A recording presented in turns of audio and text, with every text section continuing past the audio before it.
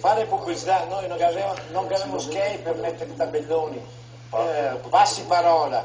Dice una mia amica, ciao Vito, ieri mi è arrivata da un'associazione, scusate, Pro Emilia, un'email, che i soldi per la solidarietà, che mi chiedevano alla fine i soldi, la signora, sono nelle banche che danno in prestito ai terremotati fino a un massimo dell'80%, che vergogna.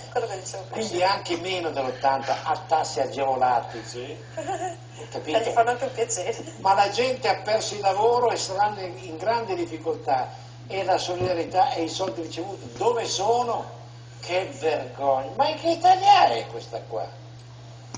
Ma è possibile che questi non abbiano la spudoratezza di dire togliamoci, non proponiamoci più come politici, e continuano ancora a dire noi faremo. Ma perché cosa sono farete? sereni? Le castagne arroste farete, Ma sono non siete sereni. in grado di fare nulla, avete portato l'Italia a questa situazione, toglietevi dalle balle, fuori. Scusa Vito, parlano sempre delle sofferenze che hanno le banche nei confronti degli imprenditori.